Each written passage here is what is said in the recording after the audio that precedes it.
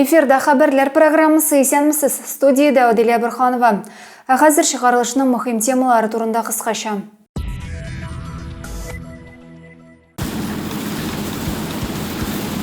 Район кырларында зур уюшканлык белән урып җыю эшләре бара. Общее количество дорожно-транспортных происшествий увеличилось на 4 факта. Зәйдә юл хәрәкәте иминлеге хакында сөйләштеләр. Янгын күзәтчелеге инспекторлары минем ишегалды лагерына йөрүче балалар белән очрашты.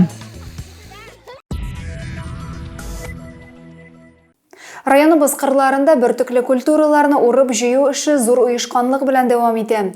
Авыл хезмәтчәннәре явым төшемнәрсез торган көннәрнең минутында әрәм итмичә ел уңышы өчен көрәшә. Зәй шикәр агрофирмасы уракка июль уртасында керешкән иде. Зәй шикәр агрофирмасы кырларында 7 комбайн көзгө будай суктыра. 172 гектарлы басуның соңгы мәйданнары калып бара. 172 гектарлы басу, сорт скипетр, көзге будай, 130 гектарын алды енді, қалды аларға 40 гектар. Елның коры булуына карамастан бөртеклеләрнең уңышы яхшы быел дип сөенә игенчеләр. Күңелләре күтәренке аларның һәркайсы ел уңышын югалтуларсыз җыеп алуга лаеклы өлешен кертеп эшләргә тырыша. Тәҗрибәле комбайнчы Шәйхунур Минникәев 40 елдан артык инде икмәк суктыруда катнаша. Билгысы елда бу шундый прекрасный урожай, 40 чыга ситнериннән, Аллага шөкер. Менә мин үзем быел малай белән эшлим, әле мондый корылык җылда мондый урожайның булганы югыя. Уңыш яхшы булгач комбайн бункерда тиз тула, КАМАЗ машиналары суктырылган икмәкне Зәй элеваторына илтә. Район буенча бөртеклеләр барлык мәйданның 18%-ында җыеп алынган. 1 гектардан уртача уңыш 33,3 центнер тәшкил итә. Икмәк булса җирдә була ди халык. Игенчеләрнең уңышны яңгырларга кадәр югалтуларсыз җыеп алырга исәпләре. Аделия Бұрханова, Максим Майоров, Александр Тимофеев, Зәй хәбәрләре. Районда юл хәрәкәте куркынычсызлыгына тиешле игътибар биреләме? Юллар торышы ничек? Булар һәм башка мәсьәләләр турында юл хәрәкәте иминлеген тәэмин итү буенча комиссия утырышында сөйләштеләр. Зәйдә юл хәрәкәте иминлеген тәэмин итү буенча комиссияның чираттагы утырышы узды. Ул башкарма комитет җитәкчесе Эмиль Галеев рәислегендә үтә. Көн тәртибенә юллардагы иминлекне саклауга кагылышлы 6 мөһим мәсьәлә куелган. Төп доклад белән Зәй районы буенча ЮХИДИ бүлеге башлыгы Рамиль Гарифуллин чыгыш ясады. У нас зарегистрировано 195 дорожно-транспортных происшествий с материальным ущербом. Из них 18 дорожно-транспортных происшествий с пострадавшими, в которых погибло 3 человека и 18 получило ранения. Соңгы 6 айда Зәй районы юлларында 195 юл транспорт хәлакәте теркәлгән. Шуларның 3-сендә кеше гомере өзелгән, 18 төрле тән җәрәхәтләре алган. Узган елның шушы чоры белән чагыштырганда үлем очраклары да, аварияләр саны да арткан. Рамиль Гарифуллин сүзләренә караганда, хәлакәт барлыкка килүгә юлларның төзексезлеге, юл билгеләренең дөрес һәм җитәрлек булмавы да зур роль уйный. Алкоголь кулланып, руль артына утыручылар да һаман борчуга сала. Әлеге проблема бигрәк тә авыл җирлекләре башлыкларына кагылды. Уңай нәтиҗәләргә ирешү өчен районның барлык структураларына бергәләп күмәк эш итәргә кирәк, диде комиссия рәисе утырышка йомгак ясап. Зәйдә юл хәрәкәте инспекторлары чираттагы тикшерүгә чыкты. Бу юлы автомобиль тәрәзәләрен караңгылатучыларны җаваплылыкка тарттылар. Ничә машина йөртүче кагыйдә бозган? Бу хакта тулырак киләсе видео язмада. Зәйнең юл хәрәкәте иминлеге хезмәткәрләре автомобиль тәрәзәләрен кагыйдә бозып караңгылатучыларны ачыклау йөзеннән рейд үткәрде. Юл кагыйдәсе буенча тәрәзәләр аша күз күреме машина йөртүче өчен 70%-тан да ким булырга тиеш түгел. Әмма шоферлар арасында алгы тәрәзәләрне дә караңгылатып, таләпләрне бозучылар бар. Зәйдә узган рейд барышында 2 машина йөртүче тоткарланып, җаваплылыкка тартылган. Райондагы балалар лагерьлары инспекторларның һәрчак игътибар үзәгендә. Бүгенге көндә Зәйдә 3 шәһәр яны лагере эшли. Минем ишегалды лагерida малай кызларны үзенә берләштерә.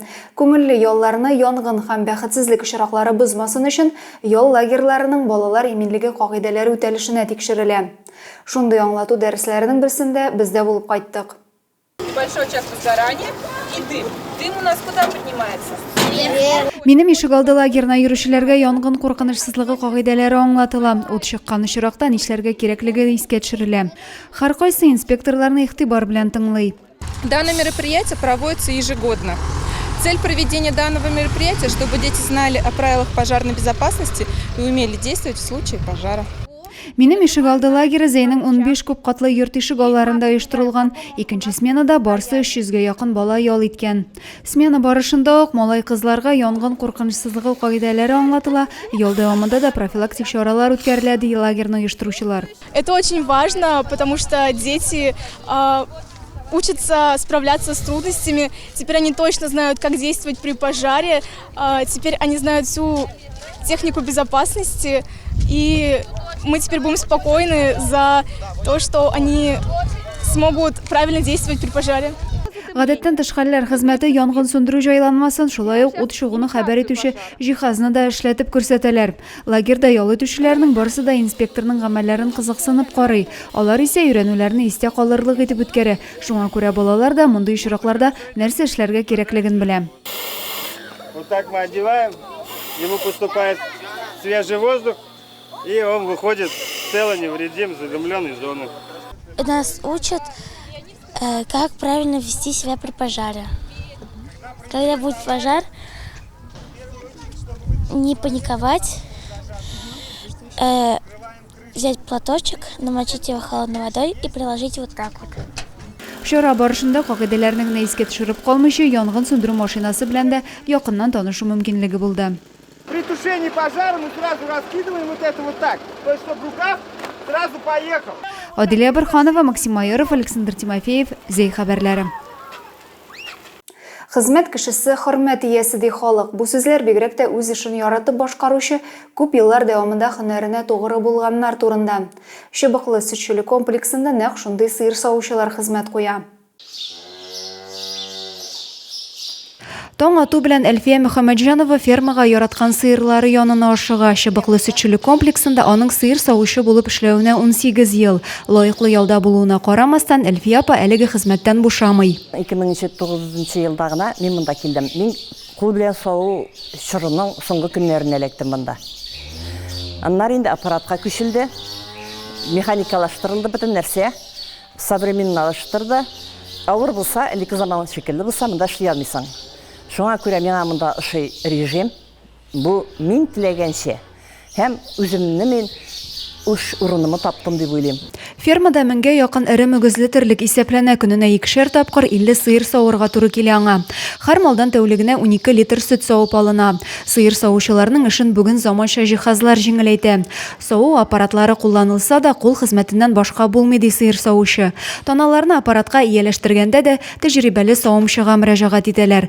Әлеге юнәлештә 1 ай эчендә 120 ләп мал Әлфия апа куллаша үтә. Үз теләгең белән эшләгән эшне эшлисең икән, кәеф яхшы, мәҗбүри җөрмисең эшкә.